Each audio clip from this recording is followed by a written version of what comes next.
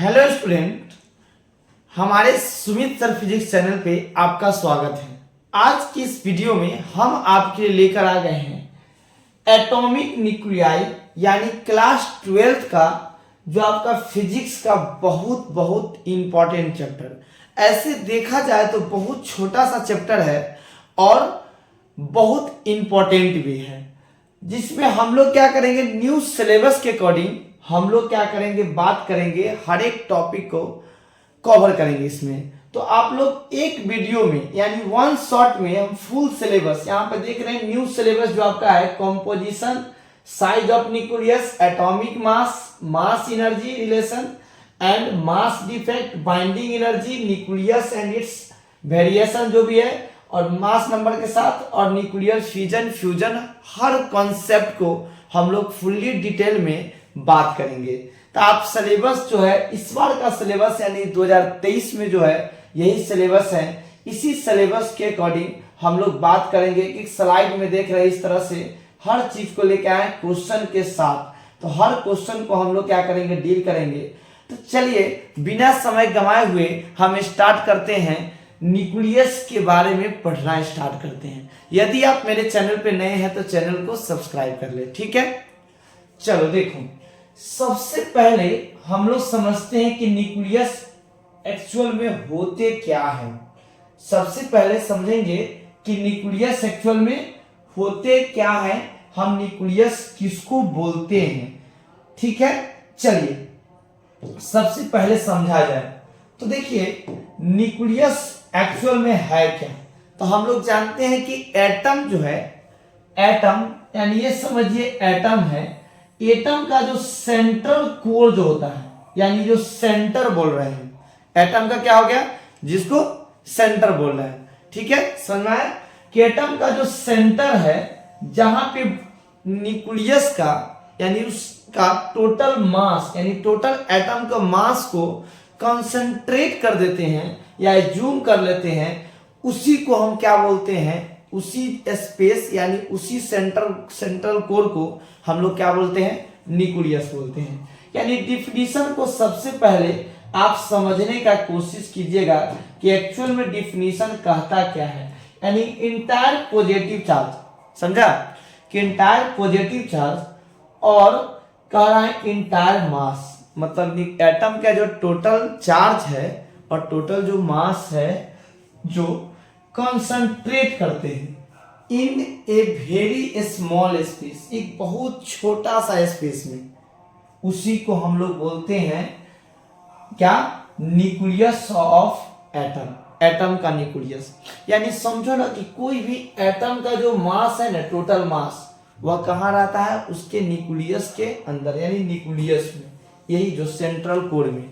और बाकी जो स्पेस है भाई साहब, ये सारा खाली होता है, एम्प्टी होता है, यानी पूरा मास वहीं पे कंसंट्रेट है, जो है, उसी को हम बोलते हैं न्यूक्लियस। समझ गए, उसी को हम क्या बोलते हैं, न्यूक्लियस। अब देखिए nucleus consist of proton and neutron, यानी न्यूक्लियस के जो होता है, न्यूक्लियस जो है, उस न्यूक्लियस में जो हम लोग बोल रहे हैं, न्यूक्लियस में क्या क्या होता है, प्रोटॉन होता है, प्रोटॉन होता है, अब प्लस क्या होता है, न्यूट्रॉन होता है। प्रोटॉन होता है और न्यूट्रॉन होता है, किसके अंदर, न्यूक्लियस के अंदर में। एक बार एग्जाम में पूछ दिए थे कि न्यूक्लियस का जो एलिमेंट्री जो पार्ट हो क्या है, नहीं समझिए कि न्यूक्लियस से भी छोटा कौन सा होगा, प्रोटॉन और न्यूट्रॉन, ठीक है। यहां तक सब प्रोटॉन के बारे में जान लेते हैं कि प्रोटॉन एक्चुअल में है क्या। तो प्रोटॉन का हम लोग सबसे पहले चार्ज देख रहे हैं। तो प्रोटॉन का जो चार्ज होता है यानी Q जो होता है चार्ज, वो कितना होता है, 1.6 into 10 to the power minus 19। समझ में कि कितना होगा charge, 1.6 into 10 power minus 19। Clear बोलना, ठीक है। अब क्या कर रहे हैं कि अब यहाँ पे इसका मास देख रहे हैं, किसका देख रहे हैं, प्रोटॉन का मास एक्चुअल में देख रहे हैं, वो होता है 1.67, और यहां पे क्या लिखेंगे, 4 into 10 to the power minus 27 kg। यहां पर ध्यान देने की बात है कि 1.674 इंटू 10⁻⁻27 kg ये मास प्रोटॉन का है। इसी को हम लोग 1 AMU 1 एटॉमिक मास यूनिट हमको इसको बोल सकते हैं। याद रखिएगा, क्योंकि कुछ देर में आपको क्लियर कराएंगे मेरे भाई मेरे दोस्त, कुछ ही देर में हम क्लियर करवाएंगे कि एटॉमिक मास नंबर और एटॉमिक मास एक्चुअल में होते क्या है। जैसे देखते हैं ना कि हीलियम का एटॉमिक जो आप हीलियम का जैसे मान लीजिए 4 जो लिखते हैं, वो 4 क्या है, एटॉमिक मास नंबर है या एटॉमिक मास है, दोनों में अंतर है। तो समझ गए। अब उसके बाद आप समझिएगा किसके बारे में, न्यूट्रॉन के बारे में। किसके बारे में, यानी न्यूट्रॉन के बारे में बोले कि न्यूट्रॉन के बारे में अगर आपसे पूछा जाए तो न्यूट्रॉन का चार्ज होता है जो 0 होता है, न्यूट्रल होता है। समझिए, न्यूट्रल। ठीक है, इस तरह से हम लोग इसके जो भी है वो हम लोग देखेंगे। ठीक है, न्यूक्लियस के लिए हम लोग न्यूट्रॉन को बोलना है। ठीक है, यानी और उसका जो मास जो अगर देखा जाए, किसका मास, न्यूट्रॉन का अगर मास देख रहे हैं यानी, तो उसका जो मास होता है 1.67, यानी यहाँ पे आपका जो यहाँ पे याद रखने की क्या चीज है कि यहाँ पे जो 67 यहाँ पे लिखा हुआ है, उसी तरह से यहाँ पे भी क्या होगा 67, लेकिन जस्ट थोड़ा सा ज्यादा होगा, यानी 7 यानी 6 बोल सकते हैं इंटू 10⁻⁻27 kg। यानी इस मास को देखा जाए और इस मास को देखा जाए तो दोनों में से मास किसका ज्यादा है, तो आपका यहाँ पे न्यूट्रॉन ml लिखे हैं, यानी ml का मास यानी मास ऑफ जो किसका बोल रहे हैं, मास ऑफ जो न्यूट्रॉन है, यानी मास ऑफ न्यूट्रॉन है वो slightly greater then mass of proton होता है। यानी समझ गए आप कि मास जो प्रोटॉन का होगा उससे थोड़ा सा ज्यादा मास किसका होता है, न्यूट्रॉन का। किसका होता है, न्यूट्रॉन का। चलिए, तो एक आपको समझा देते हैं सिंपल लैंग्वेज में, आप याद रख लीजिएगा। यानी सबसे पहले क्या याद रखना है कि मास जो इलेक्ट्रॉन का कितना होता है, तो 9.1 इंटू 10⁻⁻31 kg। उसी तरह से मास जो प्रोटॉन का होता है तो होता है 1.67, यानी यहाँ पे जो भी है 4 इंटू 10⁻⁻27 kg। उसी तरह से मास ऑफ न्यूट्रॉन बोलेंगे तो 1.67 यानी 6 इंटू 10⁻27 kg। यानी देख रहे हैं कि थर्ड डिजिट जो यहाँ पे है यही अंतर आता है। हो सकता है कि यहाँ 2 हो तो यहाँ क्या हो, 4 हो, बस यही अंतर आता है। तो यानी मास जो है न्यूट्रॉन का ज्यादा होता है, तब मास प्रोटॉन का होगा, और तब मास क्या होगा, यानी सबसे कम जो होगा इलेक्ट्रॉन का होगा। तो मेरे दोस्त, मेरे भाई, मेरे प्यारे, आप लोग दिल खुश करके याद कर लीजिएगा इसको। ठीक है, चलिए, इस तरह से क्यों ये बताए हैं, तो जैसे आपको पूछेगा आगे जाके कि सबसे ज्यादा पेनिट्रेटिंग पावर किसका ज्यादा होगा, मोबिलिटी किसका ज्यादा होगा, तो जब तक मास आपको पता नहीं रहेगा तब तक आप बता नहीं पाएंगे। चलिए, तो आप लोग यहां तक समझ गए। आप इसको नोट कर सकते हैं, इसको आराम से आप क्या कर सकते हैं, इसको नोट कर सकते हैं। ठीक है, अब समझिएगा कि जैसे कोई भी एक एलिमेंट है, सबसे पहले समझिए कि कोई भी एक एलिमेंट है, ये जो एलिमेंट है ये क्या दिया हुआ है, एक एलिमेंट है, ये आपका एलिमेंट है। तो यहां पर देखते हैं तो लिखा रहता है क्या, यहाँ पे लिखा रहता है Z और यहाँ पे लिखा रहता है A। आखिर में A क्या है, A को बोलते हैं एटॉमिक क्या बोलते हैं, एटॉमिक मास नंबर, इसको बोलते हैं एटॉमिक मास नंबर। और Z को क्या बोलते हैं, एटॉमिक नंबर, एटॉमिक नंबर। तो इस तरह से इसको याद रखना है, atomic number, atomic mass number. इस तरह से आप क्या कीजिएगा, इसको याद रख लीजिएगा, atomic number, atomic mass number.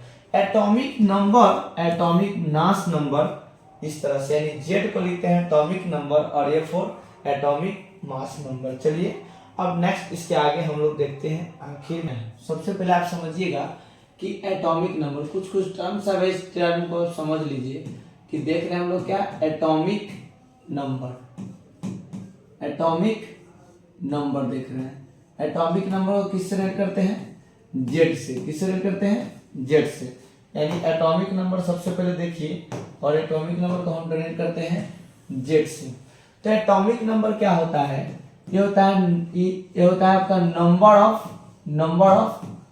Proton. किसके बराबर होता है? नंबर ऑफ प्रोटॉन, या ये भी बोल सकते हैं number of electron of neutral element, यानी जो भी होगा न्यूट्रल के लिए, यानी जो आपका नंबर ऑफ प्रोटॉन के बराबर होगा। नेक्स्ट है एटॉमिक मास नंबर। क्या है? Atomic mass number. Atomic mass number यानी हो गया आपका, इसको हम बोल रहे हैं ए। क्या बोल रहे हैं? ए। ये क्या होता है? यानी नंबर ऑफ प्रोटॉन। क्या होगा? Number of proton plus number of neutron, यानी number of proton plus number of neutron. यानी जो एटॉमिक मास नंबर है, यानी ए जो होगा वो क्या हो जाएगा? नंबर ऑफ प्रोटॉन यानी Z at number of neutron मतलब एन। तो इस फॉर्मूला को भी याद रखिएगा आपका, कि कभी कभी बोर्ड में पूछते हैं कि number of neutron equal to क्या होगा, यानी एटॉमिक मास माइनस एटॉमिक, यानी नंबर ऑफ प्रोटॉन बोलो या एटॉमिक मास नंबर बोलो। इस तरह से याद रखिएगा, n equal to A minus Z. इस फॉर्मूला को भी याद रख लीजिएगा, आराम से इसको याद कर लेना है, रट लेना है कि आखिर में फॉर्मूला क्या है। उसके बाद आप समझिएगा कि एटॉमिक मास, नोट में लिख लीजिएगा, नोट में, कि एटॉमिक मास और एटॉमिक मास नंबर दोनों में अंतर क्या है? एटॉमिक मास और एटॉमिक मास नंबर रिकॉर्ड हो रहा है, ठीक है। तो यहां पर जो देख रहे हैं कि एटॉमिक मास और एटॉमिक मास नंबर में अंतर क्या है। मान लीजिए किसी का एटॉमिक मास नंबर अगर आ गया और उसी का एटॉमिक मास निकालना है। क्या निकालना है? Atomic mass. तो एटॉमिक मास में क्या करना है कि नंबर ऑफ, क्या करिएगा, जो आपका जेड यानी number of proton plus number of neutron जो निकल कर आएगा उसमें मल्टीप्लाई कर दीजिएगा 1 AMU से, यानी 1.6 इंटू 10⁻⁻27 से मल्टीप्लाई कर दीजिएगा तो उसका एटॉमिक मास आ जाएगा।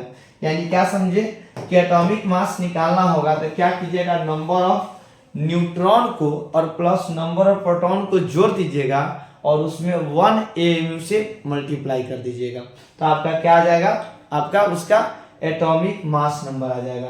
जैसे सपोज कीजिए कि आपको यदि हम दे दें कि कार्बन का बोल दें कि कार्बन का आपको बताना है क्या, एटॉमिक मास नंबर। तो एटॉमिक मास नंबर कार्बन का क्या लिखते हैं? 12। यानी अगर उसको पूछा जाए कि एटॉमिक, ये होता है आपका, आप एटॉमिक मास क्या होगा तो उसमें कितना मल्टीप्लाई कर दीजिएगा, यानी 1 इंटू 1 AMU से मल्टीप्लाई कर दिया जाएगा आपका, ये बन जाएगा एटॉमिक मास नंबर। क्या बन जाएगा? Atomic mass number. यानी सीधे समझिए कि एटॉमिक नंबर पूछ, मास नंबर पूछ देगा तो number of proton plus number of neutron, यानी वो नंबर है। क्या है? नंबर है। लेकिन वही एटॉमिक मास पूछ देगा तो जो आएगा उसमें 1 AMU से मल्टीप्लाई कर दीजिएगा, ठीक है। अब चलिए हम लोग अब कहानी पे अपने आ जाते हैं, यानी प्रॉपर्टीज ऑफ न्यूक्लियस। यानी न्यूक्लियस क्या होता है समझ गए। अब हम लोग देखने जा रहे हैं प्रॉपर्टीज, यानी न्यूक्लियस का प्रॉपर्टी, ठीक है। समझना कि न्यूक्लियस का प्रॉपर्टी होता क्या है। पहला देख रहे हैं चार्ज ऑफ न्यूक्लियस। क्या देख रहे हैं? Charge of nucleus. न्यूक्लियस का चार्ज, कि एक्चुअल में न्यूक्लियस का जो चार्ज होता है वह कितना होता है, इस चीज को देखते हैं, यानी चार्ज ऑफ न्यूक्लियस। आप न्यूक्लियस के चार्ज के बारे में बात कर रहे हैं, यानी क्यू देख रहे हैं। तो चार्ज जो होगा न्यूक्लियस में वो किसके कारण होगा? प्रोटॉन के कारण। चार्ज किसके कारण होगा? प्रोटॉन के कारण। यानी अंदर न्यूक्लियस के अंदर में क्या है? पॉजिटिव चार्ज है। अब पॉजिटिव चार्ज मतलब प्रोटॉन है, तो हम लोग जानते हैं Q इक्वल टू Ne। क्या होता है? Q equal to Ne। N क्या है? नंबर ऑफ इलेक्ट्रॉन या नंबर ऑफ जो भी हो आपका प्रोटॉन का निकाला तो नंबर ऑफ प्रोटॉन। I क्या है? चार्ज ऑफ इलेक्ट्रॉन या चार्ज ऑफ प्रोटॉन, ठीक है। तो अब न्यूक्लियस जो देख रहे हैं तो न्यूक्लियस के जो अंदर में होते हैं वो होते हैं क्या? वो वहां पे प्रोटॉन होते हैं और प्लस न्यूट्रॉन होता है। तो न्यूट्रॉन का तो चार्ज होता नहीं है, किसका चार्ज होता है? प्रोटॉन का। तो प्रोटॉन का संख्या कैसे पता करते हैं? जेड इंटू जेड हो गया क्या? यहाँ जो दिख रहा है कि पूछेंगे किसी भी एटम में नंबर ऑफ प्रोटॉन कितना है, तो उसके एटॉमिक नंबर जितना होगा उतना ही ना होगा, यानी जेड हो गया। और इंटू एक प्रोटॉन का चार्ज बोलो या एक इलेक्ट्रॉन का चार्ज बोलो, दोनों का चार्ज का वैल्यू क्या होता है? उतना ही होता है, कितना? 1.6 × 10⁻19। तो प्रोटॉन का चार्ज इतना होता है, इलेक्ट्रॉन का चार्ज कितना होता है? -1.6 × 10⁻19। तो हम यहाँ पर किसका निकाल रहे हैं? न्यूक्लियस। और न्यूक्लियस के अंदर में क्या होता है? पॉजिटिव चार्ज, यानी कौन सा वैल्यू यूज करेंगे? तो हम लोग क्या करेंगे? वही करेंगे, प्लस वाला। यानी हो गया किसका चार्ज? ये आपका चार्ज आ गया किसका? न्यूक्लियस का चार्ज आ गया। इस तरह से आप याद रखिएगा, वो न्यूक्लियस का क्या आ गया? चार्ज आ गया। तो हम लोग क्या किए? न्यूक्लियस के चार्ज के बारे में निकाल लिए। सबसे मतलब सिंपल समझ गया कि न्यूक्लियस का अगर चार्ज देखना हो तो न्यूक्लियस के चार्ज किसके बराबर हो जाएगा? न्यूक्लियस का चार्ज किसके बराबर हो जाएगा? आपका जेड इंटू ई। जेड क्या है? Number of proton. तो इस तरह से आप समझ गए। उसका साइज ऑफ न्यूक्लियस, न्यूक्लियस का साइज, न्यूक्लियस का जो साइज है ना, इट डिपेंड्स, किस पे डिपेंड करता है? It depends on atomic mass number. किस पे डिपेंड करता है? It depends on atomic mass number. किस पे डिपेंड करता है? एटॉमिक मास नंबर पे डिपेंड करता है। कौन? न्यूक्लियस का साइज। न्यूक्लियस का जो साइज होता है उसके मास पे डिपेंड करता है। किस पे? एटॉमिक मास नंबर पे। तो समझिएगा कि न्यूक्लियस का अगर रेडियस देखा जाए, यानी एटम का अगर रेडियस देखा जाए, तो एटम का जो रेडियस होता है और जो न्यूक्लियस का जो रेडियस होता है, यानी जो न्यूक्लियस का जो रेडियस होता है, वो दोनों में क्या ऑर्डर है? दोनों में ऑर्डर देखा जाए तो कितना ऑर्डर है, इस चीज को आपको याद रखना है। 10 टू द पावर इसका होता है -10, और इसका देखा जाए तो 10 टू द पावर कितना हो जाएगा? -14। तो वैरी करता है आपका 10 टू द पावर -15, इस तरह से। यानी समझ रहे हैं कि दोनों में जो देख रहे हैं कि ये दोनों में ये ऑर्डर जो दिख रहा है, ये एटम का जो रेडियस है वो थोड़ा बड़ा होता है एज कम्पेयर टू न्यूक्लियस, क्योंकि एटम थोड़ा बड़ा हुआ, न्यूक्लियस उसका सेंटर है। तो क्या होगा? आपसे पूछा है कि किसका रेडियस बड़ा होगा, तो एटम का रेडियस बड़ा होगा, न्यूक्लियस का रेडियस छोटा होगा। तो इस तरह समझ गए। अब एक्चुअल में किसी भी न्यूक्लियस का, कोई भी न्यूक्लियस हो, वैसे हाइड्रोजन का बोल दे, हीलियम का बोल दे, चाहे एल्युमिनियम का बोल दे, किसी का भी साइज निकालना होगा, नहीं रेडियस निकालना होगा न्यूक्लियस का, तो उसके लिए आप फॉर्मूला एक याद रखिएगा, दिमाग में रखिएगा कि रेडियस ऑफ जो न्यूक्लियस होगा वो क्या हो जाएगा? R0 a के पावर 1/3। आप जानते हैं A for atomic mass number, और R जो है वह कांस्टेंट है, और इसका वैल्यू होता है 1.2 × 10 टू द पावर -15 मीटर। तो इस तरह से, यानी आपको अगर बोल दे कि बताइए, एग्जाम्पल में आपको अगर दे दे कि बताइए हमको कि अल्युमिनियम का बोल दे, और नहीं तो आपसे बोल दे किसी और का, किसी का बोल दे कि बताइए कि उसका रेडियस कितना होगा। किसका पूछ रहा है? रेडियस कितना होगा। तो हम लोग कैसे निकालेंगे? तो अगर मान लीजिए आपको निकालने के लिए किसका दे दे, एक छोटा सा एग्जांपल देख लेते हैं। मान लीजिए ब्रॉन का निकालना है, ब्रॉन का रेडियस निकालना है। किसका? ब्रॉन का। जो आपका ब्रॉन यानी आपका 4, जानते हैं कि हाइड्रोजन, हीलियम, लिथियम, ब्रिलियम। अब ब्रॉन का 5 होता है, यानी ब्रिलियम यानी 4। इसका आपको बोलना है ब्रिलियम का, यानी बोलना है कि बताइए कि इसका एटॉम आपका रेडियस बताइए। तो क्या कीजिएगा कि आप R=R0 और A की जगह पे क्या रख दीजिएगा? ब्रिलियम का यहाँ पे 8 हो गया, यानी 1/3 इस तरह से, और R का वैल्यू यहाँ पर रख दीजिए 1.2 × 10⁻15, और यहाँ से 8 का क्यूब रूट कितना हो जाएगा? 2, यानी क्या हो जाएगा? 2.4 × 10 टू द पावर -15। तो इस तरह से निकल जाएगा।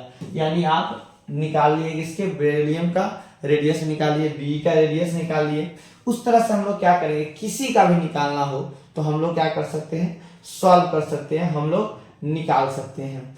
चलिए इस पर हम लोग क्वेश्चन पहले देखते हैं, इस पे क्वेश्चन कैसे आ सकते हैं इस चीज को। ठीक है, थोड़ा सा इस पे क्वेश्चन देखा जाए, उसके बाद क्या करेंगे, हम आगे पढ़ेंगे। ठीक है, चलिए देखिए क्वेश्चन क्या है इस चीज को समझिए और इसको सॉल्व करिए, ठीक है।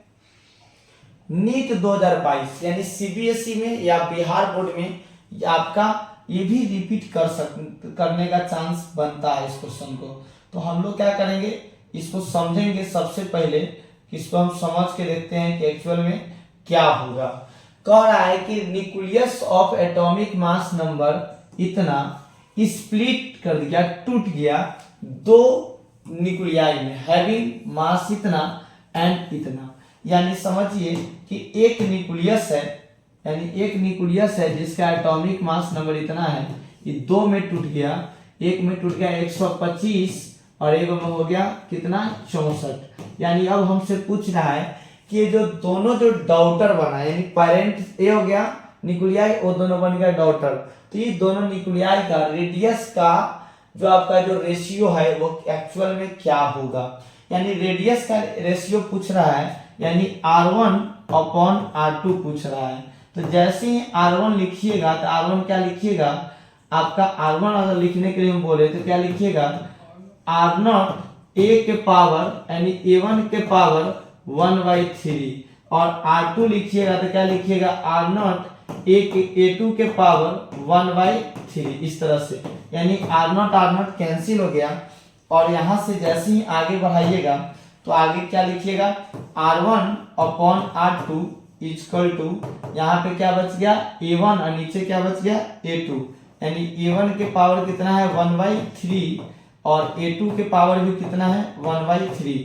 आराम से समझना है, क्लियर पूरा कॉन्सेप्ट कर लेना है। यानी यहाँ पे A1 के जगह पे रख देंगे 125 का क्यूब रूट और नीचे क्या है 64 का क्यूब रूट यानी 1/3। तो जैसे ही इसको आप सॉल्व कीजिएगा तो 25 का क्यूब रूट कितना होता है 5, यानी 5 गुने 5 यानी 5 गुने 5 यानी हो जाएगा 5 और यहाँ पे क्या हो जाएगा 4, यानी क्या हो जाएगा 5:4। यानी ऑप्शन कौन सा करेक्ट, ऑप्शन जो देख रहे हैं ऑप्शन तीसरा जो है करेक्ट हो जाएगा। मेरे डियर स्टूडेंट, आपको बिल्कुल क्लियर हुआ, आपको समझ में आया? नहीं आया तो आप कमेंट जरूर करें और वीडियो कैसा लगा जरूर कमेंट करें। अभी तो पूरा कहानी बचा हुआ है। हम आज ये भी आपको बताएंगे कि जो आइंस्टीन का जो इक्वेशन था, आइंस्टीन जो इक्वेशन है E = mc स्क्वायर, उस फॉर्मूला को भी आज हम गलती करने वाले हैं। तो इतना बड़ा साइंटिस्ट जो प्रूफ किया उसको भी हम आज गलती करने वाले हैं और आप लोग बताइएगा कि वो हम सही बता रहे हैं गलत, क्योंकि E = mc स्क्वायर कभी ना कभी पढ़े होइएगा, ये आपका मास एनर्जी इक्वेशन है, ठीक है। तो यहाँ पे फोटोन के लिए हम लोग लेंगे तो ये फेल हो जाएगा, क्योंकि फोटोन का जो है जो मास होता है कितना, रेस्ट मास होता है 0। अगर यहाँ मास जैसे ही रखिएगा तो एनर्जी भी क्या हो जाएगा 0। तो आप लोग जानते हैं कि फोटोन के पास एनर्जी नहीं होता है, फोटोन के पास एनर्जी होता है। तो इसको भी गलती करेंगे, इसमें लास्ट तक वीडियो को जरूर देखें। चलिए नेक्स्ट हम लोग देखते हैं, नेक्स्ट क्वेश्चन आखिर में है क्या, इस चीज को समझते हैं। चलिए ठीक है,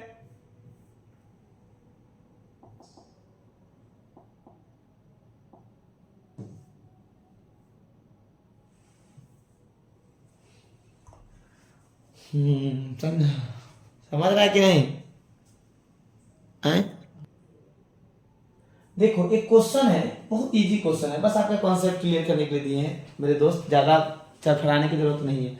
न्यूक्लियस रिप्रेजेंटेड बाय सिंबल इतना, न्यूक्लियस जो है रिप्रेजेंट कर रहा है सिंबल इतना से, यानी सिंबल दे दिया हुआ है आपको, सिंबल देख रहे हैं कि वहां पे क्या है आपका दे दिया हुआ है।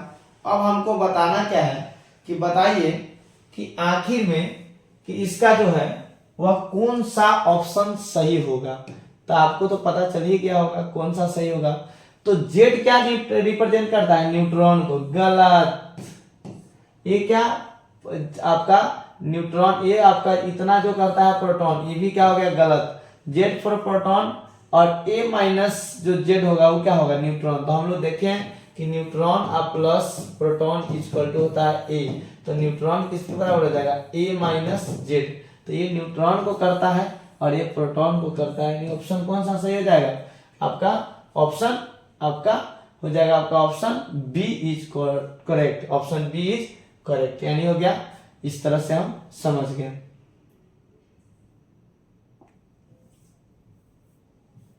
यानी क्वेश्चन आप लोग देख लिए, क्वेश्चन जो है वो देख लिए। एक क्वेश्चन और है, इसको थोड़ा देख लिया जाए, फिर आगे हम बढ़ेंगे।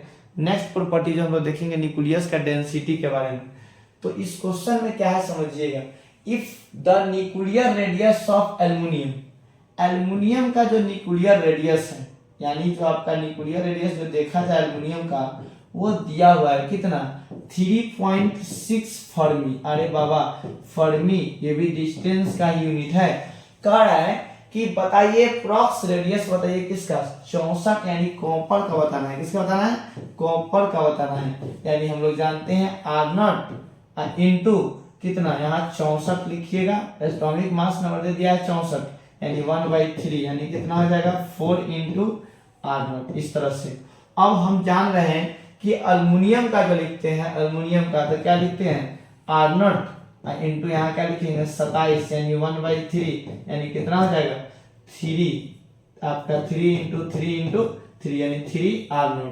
तो आप देख रहे हैं कि 3R0, यानी यहां से देखिए कि हमारा क्या कह रहा है, इक्वेशन क्या कह रहा है, क्या बोल रहा है कि 3R0 जो है वो किसके बराबर है 3.6 के।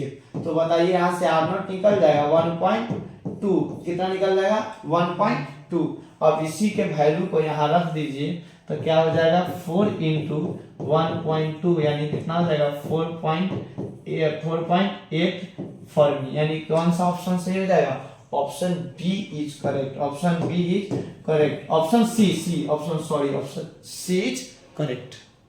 तो इस तरह से हम लोग क्वेश्चन को देखें समझें। अब हम लोग नेक्स्ट जो देखने जा रहे हैं वो क्या देखने जा रहे हैं, वो आप देखिए गौर से। यहाँ पे ए भी हो गया, ए भी हो गया, ए भी हो गया। अब सुनिए एक क्वेश्चन ये है, इस क्वेश्चन को थोड़ा सा गौर से पढ़िए। कह रहा है ये भी एक क्वेश्चन ही हो गया, ठीक है। मास नंबर क्या पूछ रहा है, mass number of nucleus, nucleus का जो मास नंबर होता है, समझा कि न्यूक्लियस का जो मास नंबर होता है वो क्या होता है, always less than its atomic number. यानी न्यूक्लियस जो होता है उसका मास जो होता है उसके एटॉमिक नंबर से कम होता है, always more than its atomic number, atomic number से ज्यादा होता है।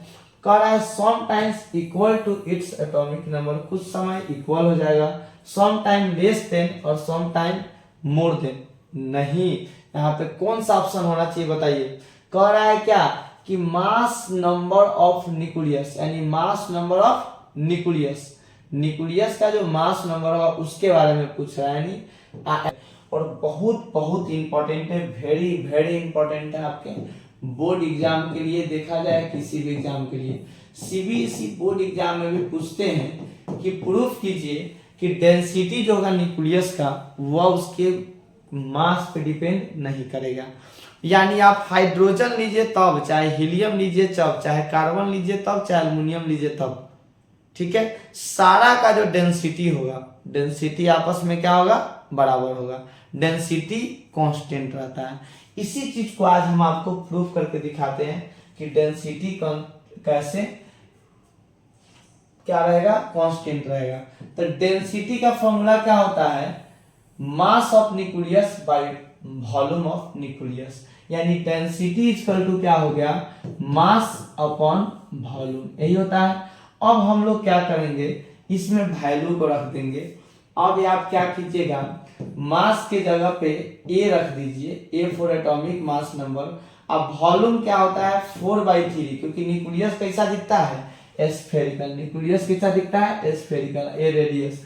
तो क्या लिखिएगा 4/3 पाई आर क्यू, इस तरह से। अब क्या कीजिएगा, जैसे ए की जगह पे ए छोड़ दीजिए और 4/3 की जगह पे 4/3 लिखिए, इसकी जगह पे पाई लिखिए और आर की जगह पर लिख दीजिए R0 1 के पावर 1/3 और यहाँ पे क्या हो जाएगा होल क्यूब। तो यहाँ से जैसे ही कीजिएगा तो यहाँ से आपका सॉल्व करके क्या आएगा, ऊपर में आएगा ए और नीचे में आ जाएगा 4/3 पाई और यहाँ पे R0 का क्यूब, यहाँ देख रहे हैं यहाँ भी क्यू है और यहाँ भी क्यू है, समझना है, यहाँ भी क्यू है और यहाँ भी क्यू है। यहाँ पे जो कट जाएगा 1/3, 3 से 3 कट जाएगा, यानी क्या बच जाएगा ए बच जाएगा। तो यहाँ से देख रहे हैं ए से ए कैंसिल आउट हो गया, ए से क्या हो गया कैंसिल आउट हो गया।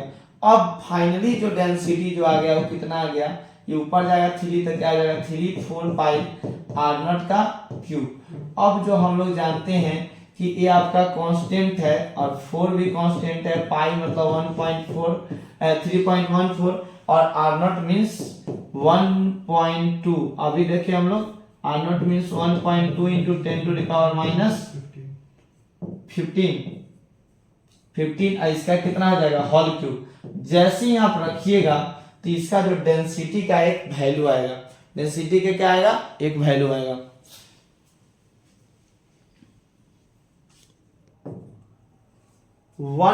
यहाँ देखिए 2.3 इंटू 10 पर क्या होगा 17 यानी 17 केजी मीटर क्यूब। आप जैसे ही मोबाइल से कैलकुलेट कीजिए किसी तरह से आपका ये आएगा। किसी का भी न्यूक्लियस, कोई भी न्यूक्लियस हो, इसलिए लिखे न्यूक्लियस, जो डेंसिटी ऑफ न्यूक्लियस इंडिपेंडेंट यानी डिपेंड नहीं करता है मास पे, therefore same for all nuclei. कोई भी न्यूक्लियाई हो, वो हाइड्रोजन का हो, वो हीलियम का हो, सभी का जो डेंसिटी होगा क्या होगा, उसका कांस्टेंट होगा।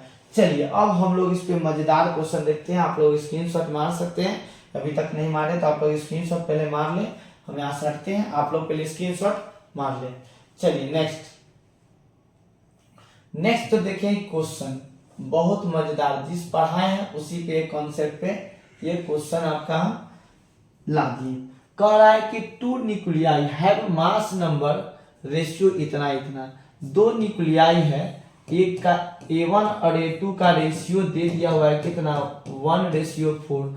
पूछ रहा है ratio of their density of nuclei, यानी न्यूक्लियर डेंसिटी क्या होगा, यानी ρ1 पूछ रहा है और ρ2 पूछ रहा है। हम लोग जानते हैं कि उसके मास पे डिपेंड नहीं करता है, यानी रेशियो हो जाएगा 1:1। तो बिना सॉल्व किए आपको फटाक मार देना है, ठीक, क्या हो जाएगा 1:1। चलिए नेक्स्ट क्वेश्चन की ओर हम लोग बढ़ते हैं। नेक्स्ट क्वेश्चन क्या कह रहा है उसके तरफ हम लोग चल। देखिए कह रहा है कि टाइप्स ऑफ न्यूक्लियाई देख रहे हैं हम लोग। न्यूक्लियस क्या होता है, प्रॉपर्टी देखिए, बहुत सारा चीज देख लिए। अब हम देखते हैं टाइप्स ऑफ न्यूक्लियस। ज्यादा बचा नहीं है, बहुत कम टॉपिक है। कह रहा है आइसोटॉप, क्या पूछ रहा है, iso means top, iso means same, और टॉप्स क्या होता है, टॉप्स मतलब उसका एटॉमिक नंबर। कह रहा है कि the atom of an element having same atomic number but different mass number. मतलब एक ऐसा एलिमेंट का एटम जिसके पास एटॉमिक नंबर क्या हो सेम, लेकिन उसका मास क्या हो डिफरेंट। जैसे मेरे भाई यहाँ पे लिख दिए कौन सा हाइड्रोजन, यानी वो आपको लिख दिए इस तरह से 1 इस तरह से, या आपका हम लोग लिख दिए क्या 1 2 इस तरह से, या 1 3। हाइड्रोजन लिख दिए, ड्यूटेरियम और ट्रिटियम इस तरह से। ये सब क्या है एक दूसरे का, यानी हाइड्रोजन का क्या है आइसोटॉप है, क्या है आइसोटॉप है। नेक्स्ट जो हम लोग देख रहे हैं, नेक्स्ट क्या है, नेक्स्ट समझिएगा। नेक्स्ट कह रहा है आइसोबार। आइसो मीन्स सेम और बार मीन्स हो गया उसका मास, यानी एटम ऑफ डिफरेंट एलिमेंट, यानी अलग अलग एटम है किसका, अलग अलग जो आपका क्या है कि एटम ऑफ डिफरेंट एलिमेंट, अलग अलग एलिमेंट का जो एटम होगा हैविंग सेम मास नंबर, लेकिन मास नंबर क्या है सेम है, लेकिन डिफरेंट एटॉमिक नंबर क्या है अलग, यानी जिसका मास नंबर सेम हो एटॉमिक नंबर अलग हो उसको आइसोटॉप, और जिसका एटॉमिक नंबर सेम हो और मास नंबर अलग हो उसको आइसोटॉप्स। तो देखिए जैसे हाइड्रोजन 1 3 लिख रहे हैं, हीलियम 2 3 लिख रहे हैं, चाहे आपका सोडियम इस तरह से लिख दिए, यहाँ पे जो दिख रहा है आपको सोडियम इस तरह से, या आपका नियोन लिख दिए, तो इस तरह से आप तो देख रहे हैं यहाँ पे कि सब इस तरह से आप समझ सकते हैं कि सब क्या हो गया आइसोबार है, क्या है आइसोबार है इस तरह से। चाहे आप कैल्शियम लिख सकते हैं, कैल्शियम 20 14 इस तरह से, चाहे आपका ये लिख सकते हैं आर्गन आपका हो गया, आपका आर्गन भी लिख सकते हैं कितना 19 और 40 यानी 40 इस तरह से। एटॉमिक नंबर अलग अलग है लेकिन मास, एटॉमिक नंबर सेम है लेकिन मास क्या है अलग है। नेक्स्ट क्या कर रहा है देखिए आइसोटोन, टोन वर्ड से लग रहा है क्या कि टोन यानी न्यूट्रॉन, क्या होगा टोन मतलब क्या होगा न्यूट्रॉन, आइसो मतलब सेम है, टोन मतलब न्यूट्रॉन। कह रहा है atom of different element having different atomic number and different atomic mass but having same number of neutron. कह रहा है कि उसका एटॉमिक नंबर भी अलग होगा, मास भी अलग होगा, लेकिन उसका नंबर ऑफ न्यूट्रॉन क्या होगा सेम होगा। उसी को हम बोलते हैं आइसोटोन। क्या बोलते हैं आइसोटोन, यानी 1 और 3 बोले या देख रहे हैं 2 और 4 दे रहे। इसमें देखिए आपसे नंबर ऑफ न्यूट्रॉन पूछेंगे तो आप घटा दीजिएगा a माइनस जेड, इसी को ना बोलते हैं n। तो यहाँ 3 में से 1 गया तो कितना होगा 2, यहाँ पे n पूछेंगे तो क्या होगा 4 में से 2 गया कितना बोलिएगा 2, तो यहाँ पे भी 2 और यहाँ पे भी 2, यानी न्यूट्रॉन के संख्या सेम, तो क्या बोलेंगे आइसोटोन। आई होप कि आपको समझ में आ गया। यहाँ पे थोड़ा सा हम क्वेश्चन कर लेते हैं। Atom having different atomic number as well as different atomic mass but having same number of neutron, तो उसको हम क्या बोलेंगे जस्ट देखिए मेरे भाई, अभी क्या हो जाएगा आइसोटोन। क्या हो जाएगा आइसोटोन। कह रहा है कि जिसमें नंबर ऑफ न्यूट्रॉन सेम हो तो उसको क्या बोलेंगे आइसोटोन। नेक्स्ट क्वेश्चन है, नेक्स्ट क्वेश्चन की ओर थोड़ा सा बढ़ते हैं, दो धड़ाधड़ क्वेश्चन देखते हैं और फिर आगे हम लोग बढ़ जाएंगे। स्लाइड थोड़ा ऊपर नीचे हो गया है, घबराने की जरूरत नहीं है, ठीक है।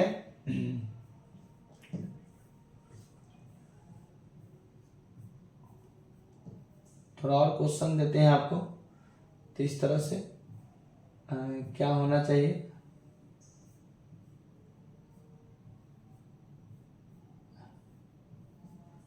चलिए ठीक है, आगे की तरफ हम लोग पढ़ते हैं। आपका इधर कंप्लीट हो गया। अब हम लोग देखने जा रहे हैं न्यूक्लियर फोर्स। क्या देखने जा रहे हैं न्यूक्लियर फोर्स एक्चुअल में होते क्या है, न्यूक्लियर फोर्स के बारे में, ठीक है। न्यूक्लियर फोर्स होते क्या है, देखिए ये बहुत बहुत इंपॉर्टेंट है, इसको आराम से समझिएगा। जैसे हम लोग जानते हैं कि न्यूक्लियस के अंदर में क्या होता है, ये जैसे मान लीजिए न्यूक्लियस है, तो न्यूक्लियस के अंदर में प्रोटॉन होता है और प्लस में क्या होता है न्यूट्रॉन होता है। तो इस प्रोटॉन को और न्यूट्रॉन को, ठीक है, जो आपको बांध के रखे उसी को हम बाइंडिंग फोर्स बोल सकते हैं। बांध को जो रखता है, क्या रखता है बांध के, यानी क्या है उसी को हम कौन फोर्स बोल रहे हैं न्यूक्लियर फोर्स।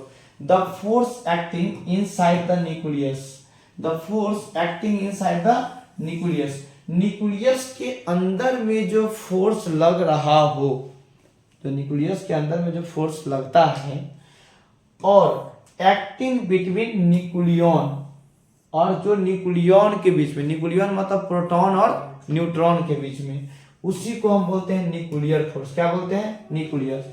न्यूक्लियर फोर्स होता है दुनिया का सबसे ताकतवर फोर्स होता है, यानी nuclear force are strongest force in nature, यानी दुनिया का सबसे ताकतवर फोर्स है तो न्यूक्लियर फोर्स है, ठीक है। तो न्यूक्लियर फोर्स देखिए आपको सीधे समझिए कि जो प्रोटॉन और न्यूट्रॉन के जो बांध के रखा है जो फोर्स, उसी फोर्स को हम क्या बोल रहे हैं न्यूक्लियर फोर्स बोल रहे हैं। तो न्यूक्लियर फोर्स समझ गए। अब इसमें थोड़ा सा पॉइंट समझिएगा कि न्यूक्लियर फोर्स और ग्रेविटेशनल फोर्स और इलेक्ट्रोस्टैटिक फोर्स। इलेक्ट्रोस्टैटिक फोर्स आप कभी ना कभी पढ़े हैं, इलेक्ट्रोस्टैटिक फोर्स जो चार्ज के बीच में लगता है, किसके बीच में लगता है चार्ज के बीच में। दूसरा जो है ग्रेविटेशनल फोर्स, किसके बीच में ग्रेविटेशनल फोर्स देख रहे हैं। और तीसरा है न्यूक्लियर फोर्स। कौन सा फोर्स न्यूक्लियर फोर्स। इस तीनों के बारे में हम समझते हैं, यानी Fn और हो गया Fe और हो गया Fg। सबसे तीनों में से ताकतवर जो है वो न्यूक्लियर फोर्स है। कौन सा फोर्स है न्यूक्लियर। उसके बाद जो देखा जाए, उसके बाद जो हम लोग देखते हैं तो इलेक्ट्रोस्टैटिक। कौन सा होता है इलेक्ट्रोस्टैटिक। और सबसे लास्ट में होता है तो कौन सा होता है ग्रेविटेशनल। यानी न्यूक्लियर फोर्स जो है वह सबसे ज्यादा ताकतवर होगा, यानी मच ग्रेटर होगा। उसके बाद हो जाएगा इलेक्ट्रोस्टैटिक और उसके बाद होगा आपका कौन सा ग्रेविटेशनल, यानी सबसे बकलोलवा वाला फोर्स होता है, यानी सबसे वीक फोर्स हो जाएगा वो ग्रेविटेशन। तो मास के बीच में जो लगता है, किसके बीच में लगता है मास के बीच में, ये किसके बीच में लगता है चार्ज के बीच में। लेकिन ये ऐसा कुछ नहीं है, ये बांध के रखने वाला फोर्स है। चलिए अब हम लोग न्यूक्लियर फोर्स के प्रॉपर्टी की तरफ थोड़ा सा बढ़ लेते हैं। आगे जब बढ़ते हैं हम लोग किसके आगे, न्यूक्लियर फोर्स के प्रॉपर्टी के आगे हम लोग थोड़ा सा देख लेते हैं कि न्यूक्लियर फोर्स का एक्चुअल में प्रॉपर्टी है क्या। तो इसको भी आप नोट करिएगा और बहुत इंपॉर्टेंट है, इसको याद कर लीजिएगा। कह रहा है कि it is very short range attractive force. Nuclear force भी एक अट्रैक्टिव फोर्स है और दुनिया का सबसे ताकतवर फोर्स है और बहुत ज्यादा ही अट्रैक्टिव फोर्स है, ठीक है। It is non central force. देखिए यह सेंट्रल फोर्स भी नहीं है और नॉन कंजर्वेटिव फोर्स है, यानी तुम्हारा हो गया कि इट इज नॉन सेंट्रल, मतलब यह सेंट्रल फोर्स नहीं है, ये नॉन सेंट्रल फोर्स है और कंजर्वेटिव फोर्स भी नहीं है, मतलब ये कैसा फोर्स है, नॉन कंजर्वेटिव। आप जानते हैं कि इलेक्ट्रोस्टैटिक फोर्स, ग्रेविटेशनल फोर्स कैसा है, कंजर्वेटिव है और सेंट्रल फोर्स है, लेकिन न्यूक्लियर फोर्स नहीं है, दूर दूर अलग है। इट इज नाइदर ग्रेविटेशन और नॉट इलेक्ट्रोस्टैटिक, मतलब ये ना ग्रेविटेशन है ना इलेक्ट्रोस्टैटिक है, ना चार्ज के बीच में लगता है ना मास पे, और ये चार्ज पे भी डिपेंड नहीं करता है, अंदर चार्ज पे डिपेंड नहीं करता है। नेक्स्ट जो हम लोग देख रहे हैं, कह रहा है कि it 100 times that of electrostatic force. Electrostatic force के कितना टाइम्स होता है, 100 टाइम, और 100 आपका देख रहे हैं यहाँ पे जो लिखा हुआ, ये लिखा हुआ आपका 10 टू द पावर 38 यानी 38, इतना टाइम्स जो है किससे बड़ा है, ग्रेविटेशनल से। आपको दिख भी रहा है, यानी सबसे ज्यादा ताकतवर हो गया न्यूक्लियर, और न्यूक्लियर से 100, मतलब न्यूक्लियर फोर्स 100 गुना है इलेक्ट्रोस्टैटिक से ज्यादा, और न्यूक्लियर फोर्स जो 10 टू द पावर 38 टाइम्स हो गया किससे, ग्रेविटेशनल से। देख रहे हैं कितना बड़ा वैल्यू, यानी सबसे ज्यादा ताकतवर न्यूक्लियर फोर्स, तब हो गया आपका इलेक्ट्रोस्टैटिक, तब हो गया ग्रेविटेशनल। आई होप कि आपको समझ में आ गया होगा। हम आगे बढ़ते हैं। The following statement true for nuclear force. Nuclear force के बारे में कौन सा ऑप्शन सही है, obey the inverse of square law, बिल्कुल गलत, क्योंकि ये तो इलेक्ट्रोस्टैटिक फोर्स भी नहीं है और कूलम्ब फोर्स भी नहीं है, तो स्क्वायर लॉ पे तो डिपेंड करेगा नहीं, ये वाला ऑप्शन होगा नहीं, तो कौन, ये वाला ऑप्शन होगा नहीं। Obey the inverse of third power, ये भी नहीं होगा। ये कह रहा है कि शॉर्ट रेंज फोर्स, यही होगा आपका शॉर्ट रेंज फोर्स, ये सही हो गया। ये स्ट्रेंथ जो है ये भी गलत हो गया, यानी ये कैसा हो गया, शॉर्ट रेंज फोर्स हो गया, तो ये भी आप समझ गए।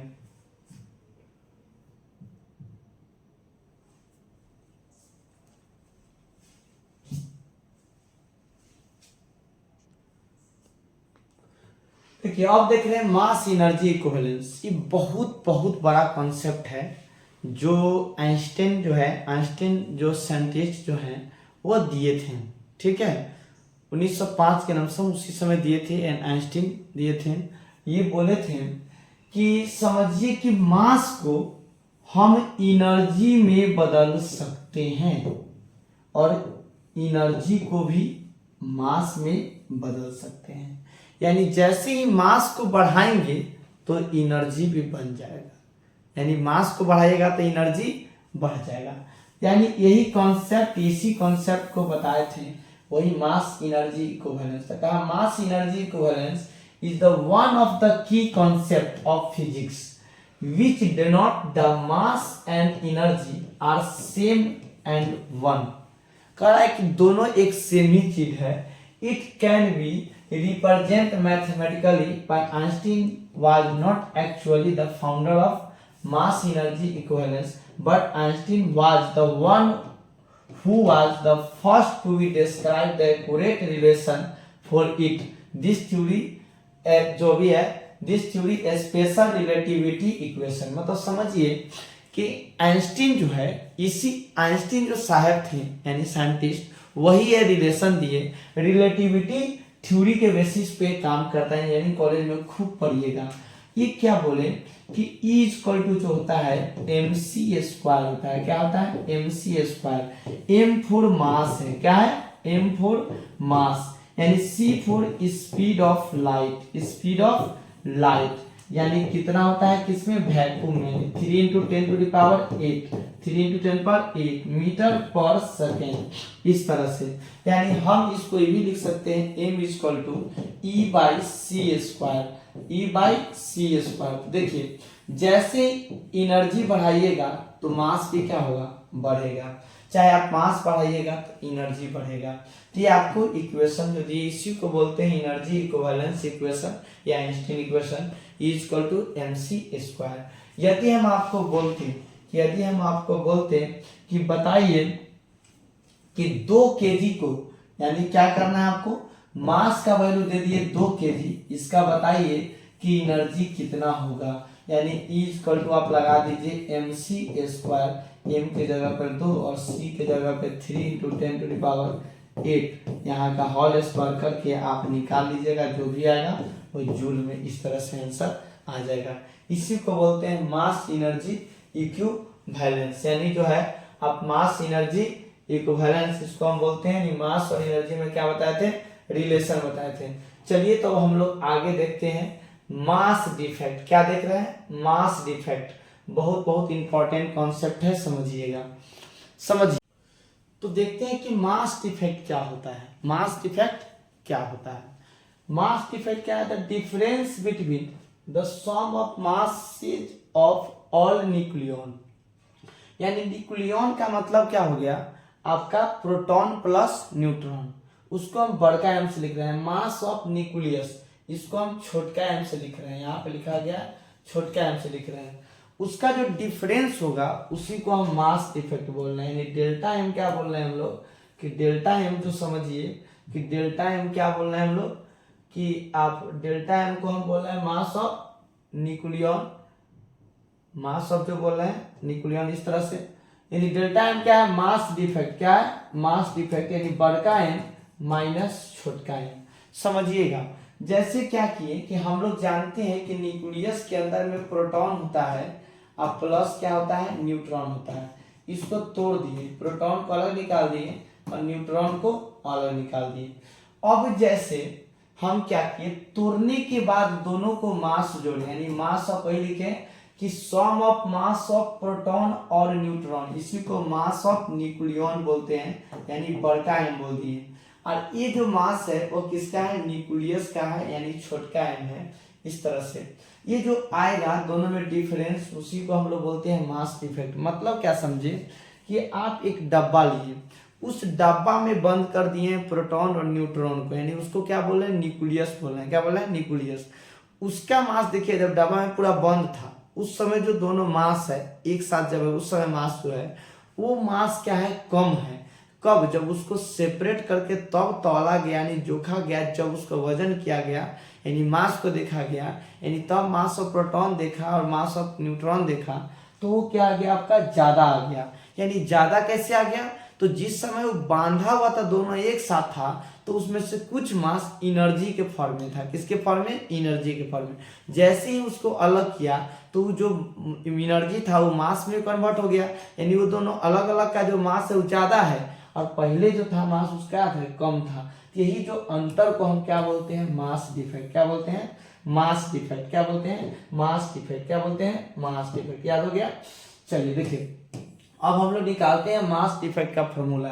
यानी हम क्या करेंगे, इसको बोल रहे हैं किसका, मास ऑफ, क्या बोल रहे हैं हम लोग कि मास ऑफ किसका बोल रहे हैं, मास ऑफ प्रोटॉन और प्लस मास ऑफ न्यूट्रॉन। तो हम लोग जानते हैं कि प्रोटॉन का मास को mp लिख दे रहे हैं। किसी भी एटम में कितना कितना होता है आपका नंबर प्रोटॉन, तो प्रोटॉन होता है z।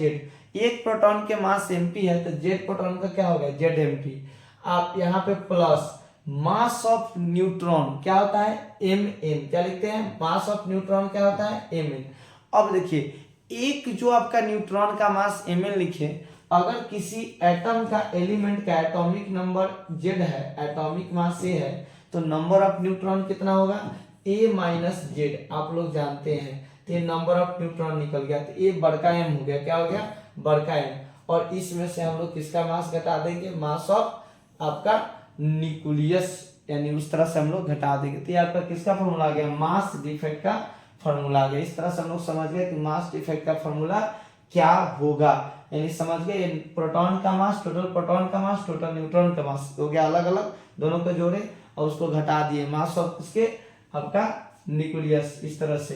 यानी तो आपका जो आया वो आप गया अंतर जो आया उसी को बोल रहे हैं मास डिफेक्ट। अब समझिएगा नेक्स्ट जो आपका बाइंडिंग एनर्जी, ज्यादा है नहीं, फटाफट हम लोग समझते हैं कि बाइंडिंग एनर्जी क्या है।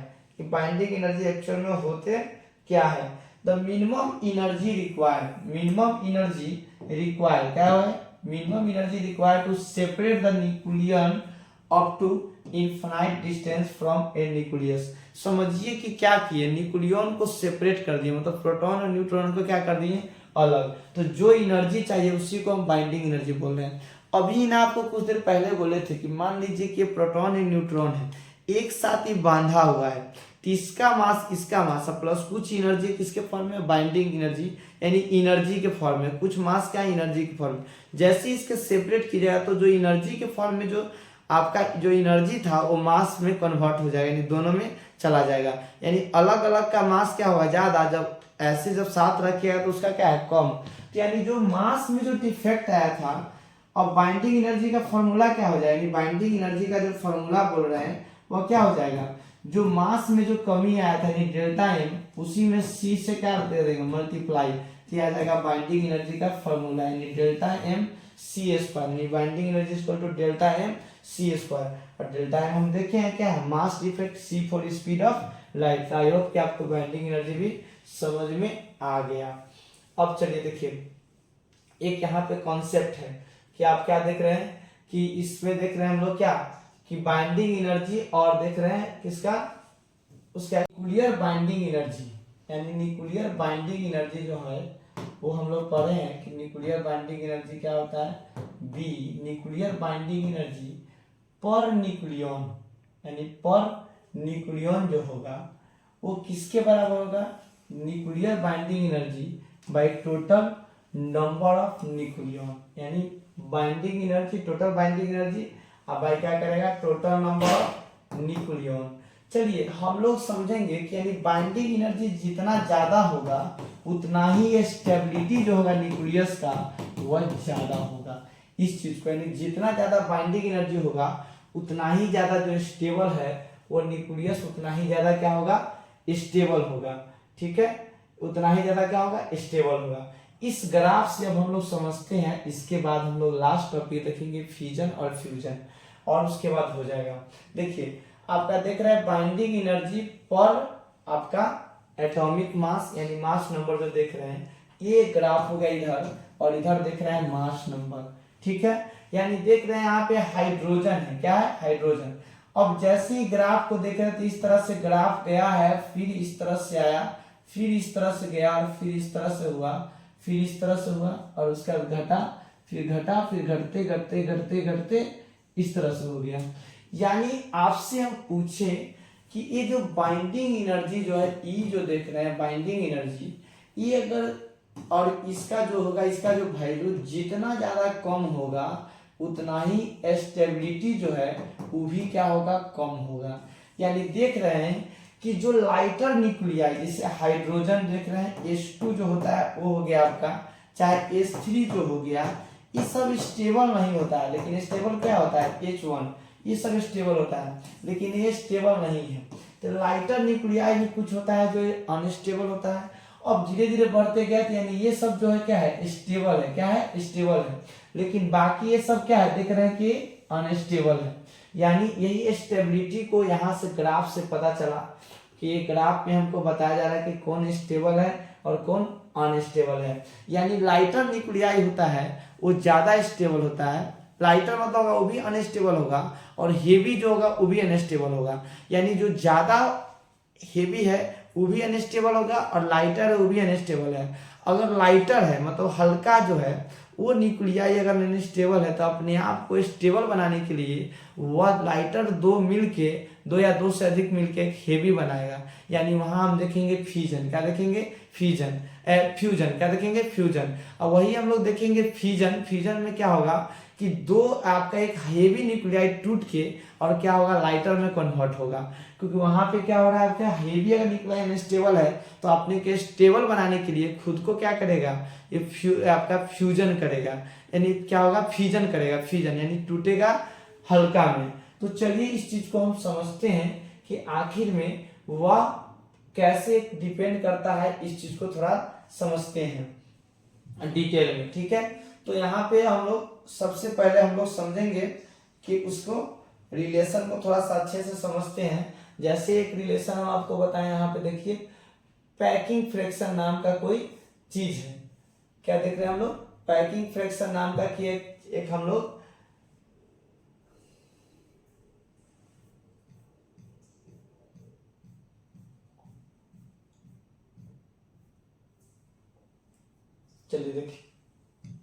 चलिए देखिए तो यहाँ पैकिंग फ्रैक्शन नाम का एक चीज है। पैकिंग फ्रैक्शन यानी P.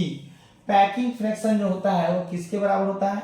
Exact nuclear mass minus mass number divided by mass number, यानी हो गया बड़का M minus A by M, इस तरह से। यानी ए का वैल्यू जितना ज्यादा होगा पैकिंग फ्रैक्शन उतना ही क्या होगा? कम होगा। अब पैकिंग फ्रैक्शन जितना कम होगा न्यूक्लियाई उतना ही अनस्टेबल होगा। यानी देख रहे हैं कि larger value of packing fraction greater stability, यानी जितना ज्यादा पैकिंग फ्रैक्शन स्टेबिलिटी उतना ही ज्यादा होगा। नोट में देखो nuclei containing even number of proton, अगर न्यूक्लियाई में कंटेन होगा इवन नंबर ऑफ प्रोटॉन तो क्या हो जाएगा आपका? जो देख रहे हैं इवन नंबर ऑफ प्रोटॉन होगा और इवन नंबर ऑफ न्यूट्रॉन होगा आर मोस्ट स्टेबल। यानी इवन में प्रोटॉन होगा, इवन में क्या होगा? न्यूट्रॉन होगा, तो क्या होगा? ज्यादा स्टेबल होगा। वही अगर ऑड में होगा प्रोटॉन और ऑड में होगा न्यूट्रॉन तो वो क्या हो जाएगा आपका? वो इनस्टेबल यानी अनस्टेबल हो जाएगा। क्या हो जाएगा? अनस्टेबल होगा, यानी क्या होगा? अनस्टेबल होगा। इस तरह से आप लोग समझ गए। लास्ट जो हम लोग देखने जा रहे हैं न्यूक्लियर फ्यूजन है और फ्यूजन है, यानी आखिरी हम लोग समझने जा रहे हैं न्यूक्लियर फ्यूजन और न्यूक्लियर फ्यूजन। ठीक है, तो सबसे हम पहले हम लोग क्या करेंगे? समझेंगे क्या? न्यूक्लियर फ्यूजन को समझ रहे हैं। किसको समझ रहे हैं? न्यूक्लियर फ्यूजन को। कह रहा है द प्रोसेस ऑफ, यहाँ पर समझिएगा कि क्या बोल रहा है कि the process of combining of two lighter nuclei to form a heavy nuclei, यानी दो लाइटर न्यूक्लियाई, मतलब दो लाइटर न्यूक्लियाई मिलके और एक बनाएगा हेवी न्यूक्लियाई। उस प्रोसेस को हम लोग क्या बोलते हैं? न्यूक्लियर फ्यूजन बोलते हैं। क्या बोलते हैं? Nuclear fusion. यानी दो लाइटर न्यूक्लियाई मिलकर एक हेवी न्यूक्लियाई बनेगा तो उसको हम लोग बोलेंगे न्यूक्लियर फ्यूजन बोलेंगे। क्या बोलेंगे? फ्यूजन। तो न्यूक्लियर फ्यूजन जो देख रहे हैं इसका एग्जांपल हो गया, जैसे मान लीजिए हाइड्रोजन ले लिए और ट्रिटियम ले लिए और दोनों मिला के यहाँ हीलियम बन गया, यानी दो लाइटर मिलकर एक हेवी बन गया। ये जो दिख रहे हैं क्या है आपका? ये न्यूक्लियस है। क्या है? न्यूक्लियस है, यानी उसका जो देख रहे हैं आपका ये आपका 1 लिखा हुआ इस तरह से। तो देख रहे हैं कि यहाँ पे मास भी बैलेंस है, मास भी बैलेंस हो गया, एटॉमिक नंबर भी बैलेंस है। ये जो न्यूक्लियर फ्यूजन हम लोग देख लीजिए, यानी जो न्यूक्लियर फ्यूजन है वो आप समझ गए। यानी जो हाइड्रोजन जो बॉम्ब जो बनते हैं, हाइड्रोजन जो बॉम्ब जो होता है, ठीक है, वो जो आपका उसमें क्या होता है आपका? फ्यूजन। क्या ये आपका होता है? फ्यूजन। ठीक है, एटॉमिक में होता है आपका फ्यूजन। ठीक है, हाइड्रोजन में होता है फ्यूजन, उसमें क्या होता है? फ्यूजन। देखिए नेक्स्ट आपको हम लोग देखने जा रहे हैं कौन सा? न्यूक्लियर। नेक्स्ट जो आपका न्यूक्लियर फ्यूजन बोल रहे हैं, the process of splitting of heavy nuclei into 2 और मोर लाइटर न्यूक्लियाई, मतलब एक हेवी न्यूक्लियाई टूटकर लाइटर न्यूक्लियाई बनेगा। फ्यूजन मतलब टूटना और फ्यूजन मतलब जुटना। देखिए when slow moving neutron strike with uranium nucleus, यानी यूरेनियम मतलब क्या हो गया? कितना? 92 और 2 इतना हो गया, स्ट्राइक करता है और क्या करता है आपका? टूट जाता है। किसमें? एक आपका टूट जाएगा किसमें? BA कितना?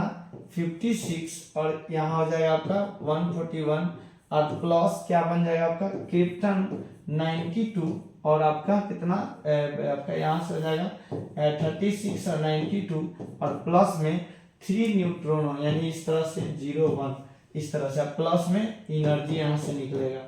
तो यहाँ देखिए क्या कह रहा है कि ये जो हेवी न्यूक्लियाई जो है वह 2 लाइटर में आपका टूटा और प्लस यहाँ से न्यूट्रॉनो निकला, यानी यहाँ से देख रहे हैं कि न्यूट्रॉन निकला, यहाँ से अनकंट्रोल यानी चैन रिएक्शन, यानी से फिर यहाँ से 3 बार टूटेगा, फिर इस तरह से। यानी क्या समझे? हेवी लाइटर में टूट जाएगा तो उसको हम लोग बोलते हैं फ्यूजन, और दो लाइटर मिलके एक हेवी बन जाता है तो उसको हम बोलते हैं फ्यूजन। क्या बोलते हैं? फ्यूजन। ठीक है,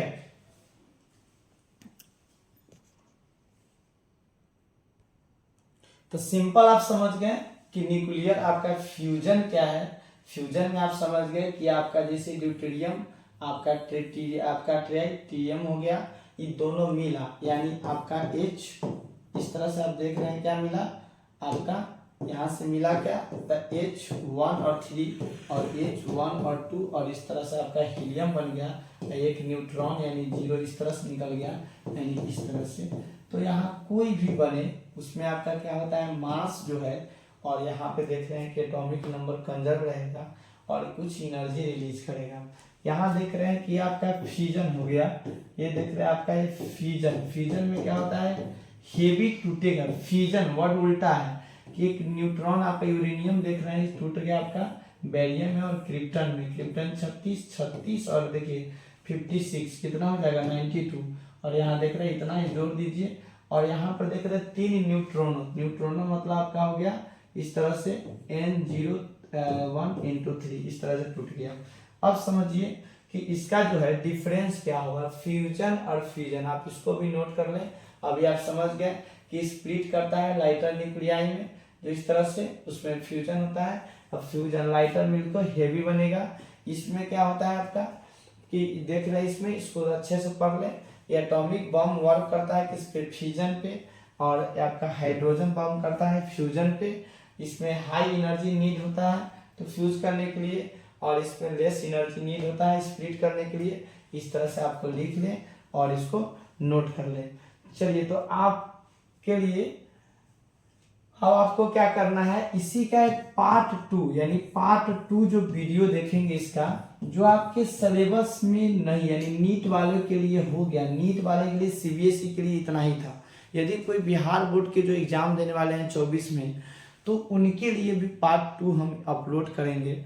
और अगर ये वीडियो आपको अच्छा लगा तो आप कमेंट जरूर करें, और नेक्स्ट किस चैप्टर का वीडियो बनाए आप लोग कमेंट में जरूर करें, ताकि हम नेक्स्ट वीडियो में आपके लिए जरूर बनाएं। और किस टाइप का वीडियो चाहिए जरूर कमेंट करें।